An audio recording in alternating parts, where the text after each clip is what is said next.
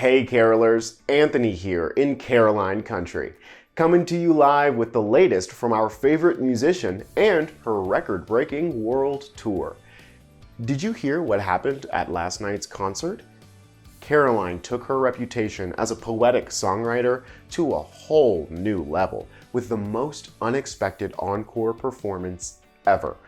Instead of singing her own song as usual, Caroline left the audience stunned by singing a haunting rendition of one of the most beloved classic poems of all time. Up next, I'll dish out all the details as we take a look back at this awe-inspiring musical moment.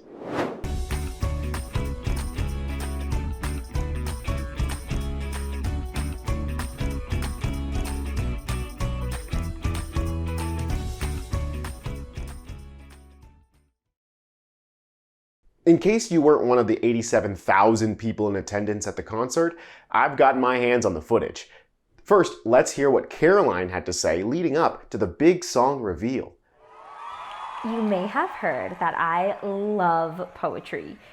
You may even think of my songs as poetry, and you have no idea what an honor that is for me. You see, I've always been fascinated by poets. These masters of words who paint new worlds for us.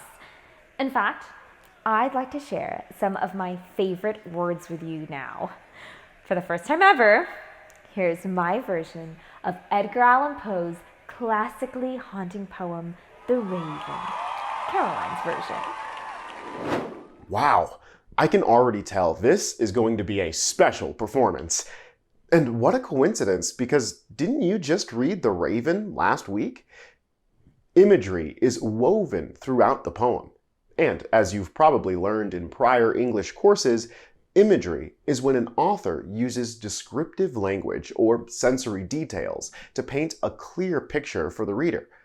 Authors use imagery to enhance the meaning of their works.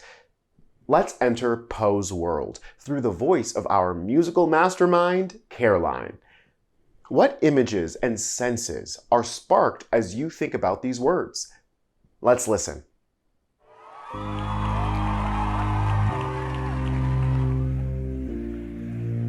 And the silken, sudden surge and rustling of each purple curtain thrilled me, filled me with fantastic terrors never felt before.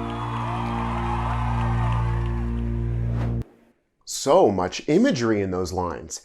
Let's break it down. Imagery is easy to find within a poem by looking for words that describe how something looks, sounds, feels, or behaves. What descriptive words do you notice about the curtain here? Silken, sad, uncertain, rustling, and purple. What kind of mood do these words create? Well, when thinking about mood, it helps to pay attention to the connotation of the descriptive words that are being used. Connotative descriptors are words that convey meanings beyond their literal definitions, evoking emotions or ideas that enrich the reader's understanding of the text. The word silken has a positive connotation that brings up ideas of luxury and delicateness. By using just that one word, Poe taps into the power of connotation to evoke a sensory experience that extends beyond the literal meaning. How about rustling? What mood does this word evoke for you?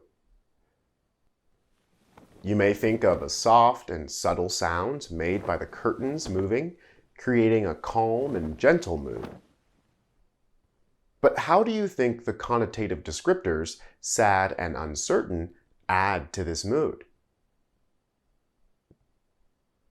These words seem to be in opposition to the luxury and softness of the silken rustling. Sad and uncertain carry negative connotations that create a mood of sorrow and anxiety.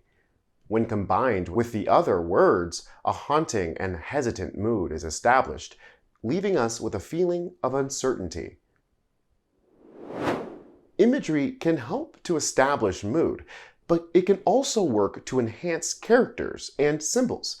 So let's listen to another highlight from Caroline's rendition and think about how the imagery contributes to the symbolism of the raven, the poem's featured feathered character. Can this ebony bird beguiling my sad fancy into smiling? By the grave and stern decorum of the countenance it was. Wow! Poe's use of imagery really brings this character to life. The poet's use of imagery helps to characterize the raven, but these descriptive details also develop the raven as a symbol that extends beyond the physical form of the bird. So what connotative descriptors do you notice? The raven is described as ebony and with a grave and stern countenance. Ebony paints the picture of a bird colored with a deep black hue. A stern countenance implies a serious, perhaps intimidating facial expression that conveys authority or disapproval. And the word grave carries a deeply serious connotation that connects to the ideas of death and sorrow. So how do you think this dark and serious imagery enhances our understanding of the raven as a symbol within the poem? The imagery helps us to not only visualize this literal bird, but the connotations of the imagery also helps us to see the raven as a symbol of the darkness and loss that the speaker is facing. In fact, if an author chooses to describe someone or something with rich imagery, it's most likely helping to develop a theme. A major theme of The Raven is that deep sadness can trap you in a cycle of despair, making it difficult to process loss. How does the imagery in the final line of the poem help to develop this theme? Let's listen in. And the lamplight o'er him streaming throws his shadow on the floor. And my soul from out that shadow that lies floating on the floor shall be lifted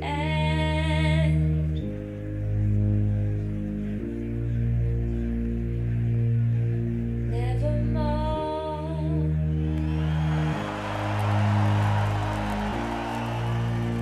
Whoa! What do you think? I noticed the lamplight crossing over the raven is causing a shadow on the floor. The speaker feels as if his soul is also cast in a shadow. This use of imagery emphasizes that the speaker's grief and loss feel permanent and inescapable. I can see why Caroline is such a believer in the power of imagery. Imagery impacts poems by providing clarity for the reader, immersing the reader in sensory details, enhancing the mood, and emphasizing characters and symbols. Caroline closed the show with this message to her fans. I'm so happy I got to share one of my favorite poems with you. I hope I've inspired you to go out and read more poetry and immerse yourselves in the imagery poets use to transport you to other places and perspectives. To help you answer Caroline's call, you'll be reading 2 poems rich in imagery this week. In Percy Bysshe Shelley's Ozymandias, you'll uncover the fleeting nature of power and glory through vivid descriptions of a fallen empire. And in Emily Dickinson's Because I Could Not Stop for Death, you'll delve into the serene yet profound imagery of life's ultimate transition. I'm even hearing rumors that one of the poems you'll read this week might be included on Caroline's next album. I'll keep watch for the latest news from Caroline while you explore more poetry in your PDF. When it comes to poetry, a single verse can reveal an entire universe. So keep wandering in the world of words, and I'll catch you on the next line. Hey!